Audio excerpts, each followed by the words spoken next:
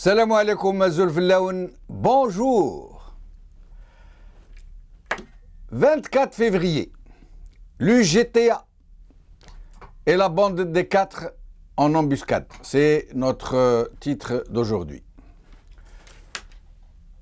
Donc, pour information, le groupe des quatre, comme le qualifie le journal L'Expression, est celui qui s'apprête, selon le même journal, à rejoindre l'UGTA dans la contre-manifestation du 24 avril. Ce groupe, ou cette bande, est composé du RND de Ben Saleh, de TEJ de Ammar Roul, du MPA de Ammar Ben Younes et du Parti des travailleurs de Louisa Hennoun. Ces gens vont donc descendre dans la rue, appeler les Algériens à les rejoindre pour apporter leur soutien au régime dans sa volonté de procéder à des expérimentations pour l'exploration du gaz de schiste par fracturation hydraulique. Dans le même temps, ils tenteront de faire accroire aux opinions publiques algériennes et occidentales que le peuple algérien adhère à ce projet et que ceux qui ont appelé à manifester contre, dans tout le pays, ne représentent en fait que leur personne. Nous aurons donc, d'un côté, des partis qui sont dans l'opposition, qui refusent toute compromission, voire même de s'asseoir à la même table que le régime, comme lorsque le FFS les a appelés à le rejoindre dans sa curieuse initiative de rassembler tout le monde, y compris le régime, autour d'une même table. Et de l'autre côté, nous aurons des partis dirigés par des personnalités très décriées, pour le moins, par l'opinion publique, pour leur connivence avec le régime, et dont certaines sont mouillées jusqu'au cou dans de sombres affaires de corruption et d'affairisme. Et nul doute ne subsiste que ce que l'opposition appelle à manifester que les manifestations que l'opposition appelle de ses voeux ne sera pas légalement autorisées, que des Baltagia seront infiltrés dans ses rangs pour tenter de perturber les marches et les rassemblements, que des policiers seront déployés contre les manifestants, que des pitbulls politiques seront lâchés contre les gens qui appellent à ces manifestations, que des calomnies et des ordures de tout genre seront déversées sur eux. C'est comme ça que ça se passe dans la caverne d'Ali Baba, et ce ne sont là que méthodes éculées que ce régime a de tout temps mises en œuvre contre quiconque tente de le dénoncer ou de le combattre. Nul doute aussi que les manifestations qui seront organisées par l'UGTA et la bande des quatre bénéficieront de toute l'assistance possible et imaginable. D'abord, elles seront autorisées. Ensuite, elles seront encadrées. Des bus seront mis à leur disposition pour transporter les gens d'un côté à l'autre pour donner l'impression qu'il y a beaucoup de gens. Et des gens dont une bonne partie sera rémunérée, comme d'habitude. La couverture médiatique, particulièrement celle de la télé publique, sera d'une grande ampleur, dans le même moment que par des méthodes subliminales éprouvées, leur manifestation sera présentée comme une initiative patriote, un engagement massif du peuple algérien contre les complots de l'OTAN et toutes les forces mauvaises qui aiguisent leurs couteaux dans l'ambre en attendant de découper le pays en rondelles. C'est comme ça que ça se passe dans la caverne d'Ali Baba. Et ce ne sont là que méthodes éculées que ce régime a de tout temps mises à la disposition de ceux qui sont là pour le servir, qui chantent ses louanges, en même temps qu'ils se remplissent la panse. Duel donc entre des forces qui aspirent au changement et qui appellent les Algériens à les rejoindre dans leur combat, et d'autres forces créées ou détournées par le régime, comme c'est le cas de l'UGTA, qui de syndicat historique est devenu un repère de Boostifyers, un combat qui sera donc très inégal, non seulement parce que le régime va y engager toutes ses forces et l'argent des Algériens, mais aussi, malheureusement, parce que les Algériens ne croient plus en les politiciens. Et malheureusement aussi, ils mettent tout le monde dans le même panier. Aucun politicien ne trouve grâce à leurs yeux. Chat échaudé craint l'eau froide, dit-on. Mais un même état d'esprit régnait en novembre 1954. La quasi-totalité des Algériens ne pensez pas qu'un groupe de jeunes révolutionnaires puisse vaincre une puissance telle que la France. Nous sommes aujourd'hui dans ce même état d'esprit. Aujourd'hui, TSA, en réponse aux appels à manifester de l'opposition, s'élève en meeting à Wahran et Ouargla par Achira Ma'amri. L'expression 24 février, ils organisent une grande manifestation sous la houlette de l'UGTA, le groupe des 4 contre-attaque par Nadia Benakli et Mohamed Boufattah. TSA, un article que nous avions déjà passé mais que nous vous proposons de nouveau pour tout ce qu'il suggère. Entretien Amara Ben Younes. Quand François Hollande parle, un certain nombre d'Algériens sont au garde à vous par Hajer Gnanfa. avec nous aujourd'hui, Soufiane Djilali, président de Jil Jadid, et Saleh Debbouz, président de la Ligue algérienne pour la défense des droits de l'homme.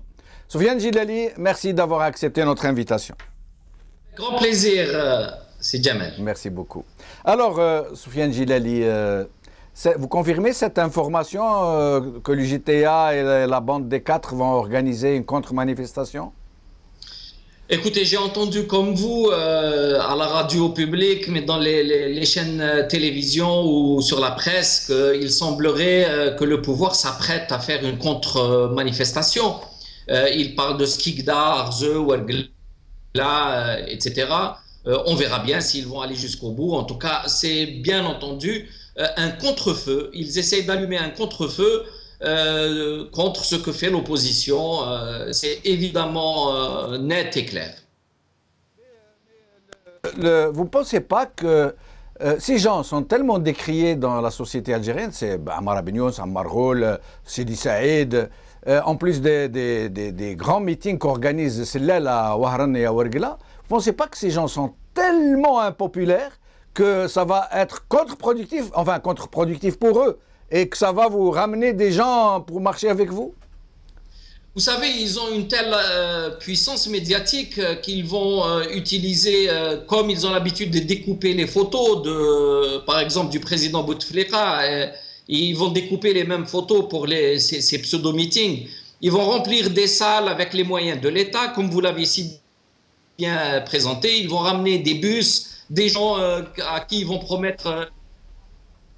Ouais. Alors, pardon, Soufiane Djilali, on apprend aussi, que Ben Ghabrit, la ministre de l'Éducation, a décidé d'organiser des examens, toutes sortes d'examens, depuis le primaire, secondaire, fin secondaire, pour le 24 février. Des examens sont organisés pour la même journée. Est-ce pour dissuader les jeunes adolescents de rejoindre éventuellement les manifestations? C'est ça, en réalité, le pouvoir a très peur, donc il essaye d'organiser avec les moyens de l'État des contre-manifestations pour montrer à la télévision et faire semblant que le 24 février est fêté dans les grandes festivités et en symbiose avec le pouvoir, mais en même temps, ils utiliseront tous les moyens pour bloquer l'afflux de citoyens vers les lieux publics où se dérouleront ces sit-ins ou ces rassemblements. Donc, bien entendu, parmi les manœuvres, ils essayent de retenir les élèves des lycéens, en tout cas. Ils essayeront de retenir les travailleurs, les fonctionnaires. Et puis, on s'attend à une armada de policiers en tenue pour réprimer à tout va. On s'imagine bien que mardi, toute la capitale en particulier, mais les grandes villes, vont être bouclées de mille et une façons. Je pense qu'ils ont l'expérience, ils ont l'habitude pour cela et ils ne vont pas laisser passer cette occasion-là pour démontrer leur force. Est-ce que le régime vous a envoyé des signaux pour vous dire attention, n'allez pas à ces manifestations, attention, si vous le faites, vous allez nous trouver devant vous? Ah oui, les signaux sont là. Vous savez que la semaine passée, on devait réunir au sein de la CLTD, on devait faire une conférence thématique dans une salle fermée, dans un hôtel.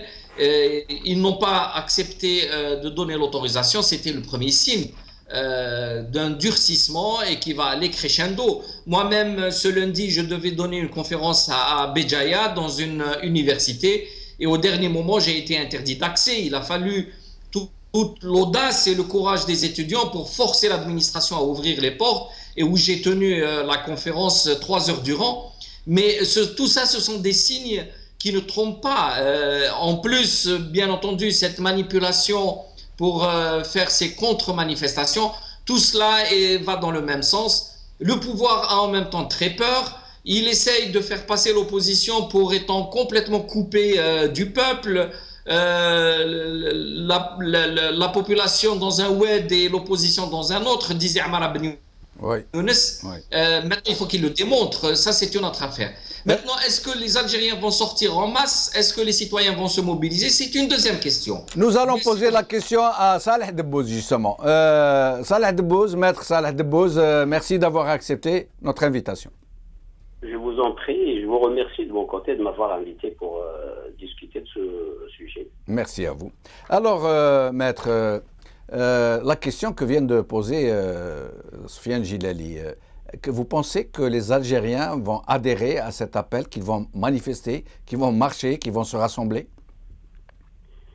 Si je pense que les Algériens vont manifester, moi je vois tous les jours des Algériens partout dire que la situation actuelle est une situation catastrophique et qu'il faut aller au changement.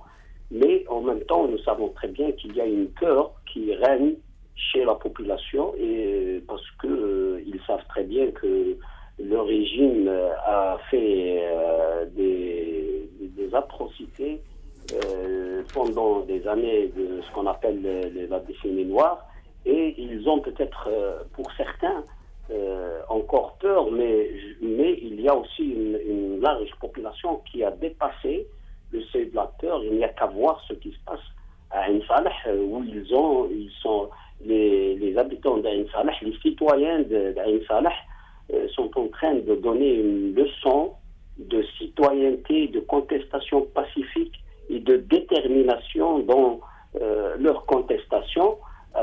Et donc, nous pensons au niveau de la Ligue aussi, cette idée est partagée par les gens de l'ICSO, que effectivement, il est grand temps d'aller à un changement du système vers un système démocratique. Et le 24 février, c'est un premier pas. Peu importe s'il y a beaucoup de monde ou pas, tout le monde sait que le pouvoir en place utilise tous les moyens pour empêcher que la population manifeste pacifiquement et librement son opinion, mais ça sera toujours un premier pas pour aller vers un changement du système, vers un système démocratique.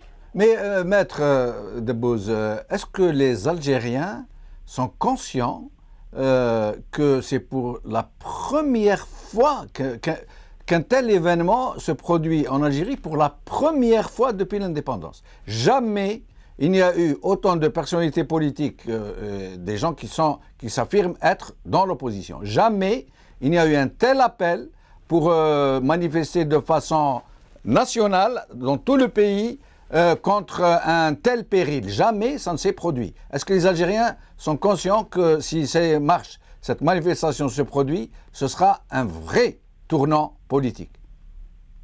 Oui, les Algériens, vous savez, ils ne sont pas débiles, ils comprennent comme beaucoup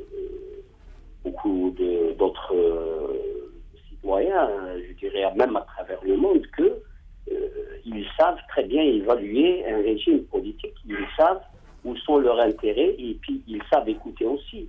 Maintenant, il y a des facteurs qui sont en train de se réunir pour aller vraiment vers un changement de système politique, vers un système démocratique qui respecte les droits de l'homme. Il y a ce qui se passe au niveau régional, nous avons assez d'exemples et le peuple algérien, comme déjà d'ailleurs la classe politique et même la société civile, est assez mûr pour comprendre qu'on peut facilement s'inspirer de tout ce qui s'est passé dans la région, nous avons comme meilleur exemple nos frères en Tunisie qui sont en train de réussir une transition avec le moindre coût, mais avec beaucoup de détermination et vers un système beaucoup plus démocratique. Mais le régime, généralement, quand il donne un exemple pour dissuader les gens de le contester, le régime ne donne jamais l'exemple de la Tunisie, il donne plutôt celui de la Libye, de la Syrie. Oui, justement, c'est très, il fait bien le régime quand il donne l'exemple de la Libye, de la Syrie, de l'Égypte, parce que il y a beaucoup de similitudes entre le régime actuel en Algérie et ces régimes-là, et donc le peuple va très bien comprendre que ce régime va le mener, s'il continue, vers ce qui se passe en Libye, en Tunisie, enfin en Libye, en Syrie, ou peut-être aussi en Égypte. Donc, comme c'est des régimes qui fonctionnaient par une dictature, parfois par une seule personne, et c'est l'armée ou les services de renseignement de selon le dosage de ces pays-là qui tenaient le pouvoir. Donc ça a conduit forcément à des éclatements et à des explosions, à un déchiquetement de la société et des structures de l'État. Donc la conclusion est simple, il ne faut pas laisser un régime dictatorial continuer jusqu'à ce qu'il détruise la société et l'État. Restez avec nous. Le bon exemple à prendre, c'est ce qui s'est passé et ce qui est en train de se passer en Tunisie. Restez avec nous, maître Dabbous. Soufiane Djilali, ce régime a réussi la gageure de faire de nous, non pas nous qui étions un peuple, il a réussi à faire de nous des individus forcenés, chacun pour soi et chacun chez soi, à un point où plus personne, y compris l'élite, y compris l'intelligentsia, comme on dit, ne voit que le régime va nous conduire à la catastrophe, que l'Algérie risque de mourir. Plus personne ne voit ça. Les gens s'occupent de leurs petites affaires. Vous pensez que cet appel que vous lancez, vous et les gens qui sont avec vous, vous pensez que cet appel peut réveiller les gens, peut leur faire croire que c'est une question de vie ou de mort pour ce pays, pour la nation? Quand vous dites que plus personne ne voit que le pays est entraîné vers la catastrophe, je pense qu'il faut un peu nuancer. Beaucoup d'Algériens sont très inquiets pour l'avenir et peut-être que cette inquiétude et même pratiquement une panique chez certains les paralyse, les empêche de bouger. Je sais que nous disons systématiquement que la classe politique est décriée, qu'elle n'a pas beaucoup de crédit, qu'elle ne mobilise pas. Tout cela est vrai en partie, mais simplement je pense que c'est un peu exagéré, qu'il y a une forme de nihilisme qui s'est instaurée et qui fait que les gens, certains ou les commentateurs, font comme si que cette classe politique était complètement coupée du peuple. Ce n'est pas vrai. Que l'opposition ne soit pas très forte, oui, il faut le reconnaître. Qu'elle soit à peine là dans le balbutiement de sa mise en place, de son rassemblement, de son unification, cela est vrai aussi.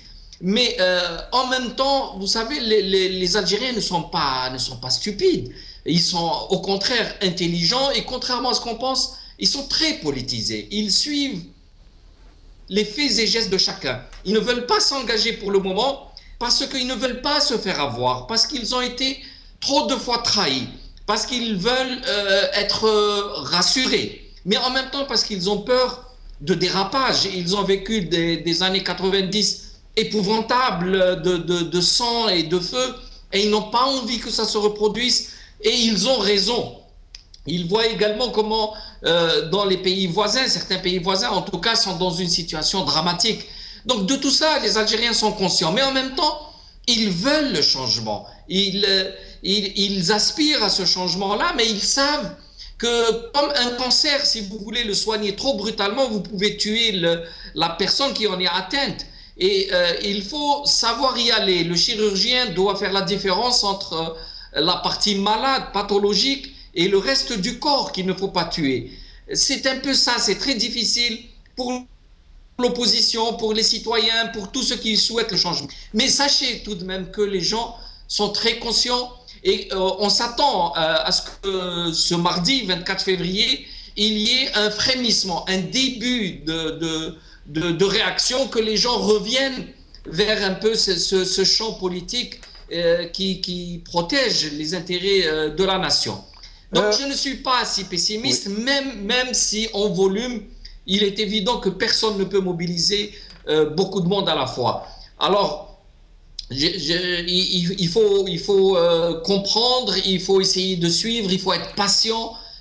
Une vraie opposition, ça se construit, ça ne se décrète pas. On ne peut pas venir comme ça et au bout de quelques mois dire suivez-moi, je suis le guide. Ça ne peut pas se faire. Il faut prouver le long dans la durée que nous voyons juste que mais justement à propos cette position est d'abord et avant tout nationaliste. Justement, Soufiane Djellali, à propos de mobilisation, vous avez eu le mérite de lancer cet appel, vous et vos amis politiques, l'opposition, appelons-la comme ça. Mais encore, est-ce que en plus d'avoir lancé l'appel, vous vous êtes investi sur le terrain? Et si oui, qu'est-ce que vous avez fait au juste? Est-ce que vous pouvez nous dire? Alors déjà, au niveau des wilayas, l'ensemble des partenaires se rencontrent et préparent le mardi 24. Je n'ai pas donné tous les détails. Mais voyez-vous, même si on devait être que quelques-uns ce 24 février à sortir dans chacune des wilayas, mais déjà il y a un pas énorme. Vous savez qu'avant Zeralda, avant le 10 juin, l'opposition ne se rencontrait jamais, ne se parlait pas, et au contraire, souvent rester dans des critiques stériles entre elles, etc. Aujourd'hui, non seulement au niveau central, donc au niveau des directions des partis, il y a des rencontres, on se parle, on se comprend, on peut avoir des différends, on accepte des différences comme des membres d'une même famille. Mais maintenant, ça s'étend au niveau des wilayas. Alors, quand vos responsables de wilaya se mettent ensemble, se mettent à se parler, planifient ensemble des actions, cela est très positif pour la suite. C'est encore une fois le pouvoir, par son autisme, par sa façon de faire exclusiviste, qui a poussé peu à peu toute cette opposition à se retrouver, à se réunir, à se parler et en fin de compte à se préparer à l'après-Bouteflika, parce que quoi qu'on en dise, ce régime est condamné, il est condamné avec le président de la République, et le risque réel est un effondrement grave de ce régime, et l'opposition ne veut pas d'un effondrement de l'État. On fait une différence entre le régime et l'État, et cette opposition-là, dans sa multitude, dans sa diversité, dans sa multiplicité, eh ben, elle s'unira, elle sera déjà prête et évitera au pays le dérapage et le marasme. Soufiane Djellali, vous avez environ 2 minutes, vous vous adressez aux Algériens, ils vous écoutent, qu'est-ce que vous pourriez leur dire? Ce que je voudrais leur dire, c'est que nous, dans l'opposition, nous avons pris nos responsabilités. La situation est dramatique dans le pays. Bien sûr, si on voulait faire le jeu politicien, on n'aurait pas pris ce risque, entre guillemets. Pourquoi une opposition qui n'a pas encore toutes les capacités de motiver, de mobiliser l'ensemble de la population, pourquoi prendrait-elle ce risque ensuite que les médias lui disent qu'elle est incapable? Donc si on a pris ce risque, c'est parce que la situation est extrêmement grave, parce que nos frères de Ain Saleh ont besoin qu'on les aide, parce que les habitants du Sud ont été abandonnés, parce que ce pouvoir joue de l'intégrité du territoire, il divise les Algériens entre le nord et le sud, comme il l'avait fait avec nos frères de Kabylie. Et ça, c'est un pouvoir extrêmement dangereux. C'est le moment de dire non au gaz de schiste, de dire oui à la solidarité avec nos concitoyens. La sortie du 24 février n'est pas au bénéfice des partis politiques, tout au contraire. Donc ce n'est pas un appel partisan, ce n'est pas un appel politicien, c'est un appel au bénéfice de la nation algérienne. Il faut que les Algériens sortent de leur individualisme, ils sortent de leur peur et quelquefois de leur lâcheté pour se solidariser et commencer à travailler l'avenir qui sera inéluctablement là, qu'on devra affronter. Les défis sont devant nous. Donc c'est un appel pour la conscience algérienne qui vient d'une conscience algérienne. Soufiane Jilali, merci infiniment, mais restez avec nous jusqu'à la fin de l'émission. Maître Dabbouz, même chose, vous vous adressez aux Algériens, qu'est-ce que vous pourriez leur dire à ce sujet? Alors, premièrement, le 24 février, c'est le commencement du travail, on va dire, de terrain du groupe qui est formé de partis politiques et de certaines associations de la société civile et de quelques personnalités. Si c'est la deuxième étape, je dis aux Algériens, nous sortons le 24, nous avons appelé et nous allons sortir le 24 février pour dire non à l'exploitation et à l'exploration du gaz de schiste en solidarité avec des citoyens d'Ain Saleh qui mènent un combat pour tous les Algériens, mais aussi pour dire que non à la Hogara. Nous avons des citoyens emprisonnés à l'Rouad qui sont en grève de la faim. Khancha a été hospitalisé hier soir. Leur état de santé est en train de se dégrader parce qu'ils ont été jugés d'une façon injuste. Et en leur refusant un droit élémentaire qui est le droit à l'expression. Pour ces deux raisons, la Ligue appelle le peuple algérien à sortir et à exprimer son rejet d'un système politique qui instrumentalise les services de sécurité et l'institution de la justice pour réprimer les citoyens. Je lance aussi un appel aux policiers et aux magistrats qui ont prêté un serment pour respecter la loi à avoir de l'honneur et à respecter la loi et à ne pas agir en dehors de la légalité en obéissant à des instructions. Quel que soit le nombre de citoyens qui va sortir le 24 février pour soutenir le combat des habitants, des citoyens d'Ain Saleh et des incarcérés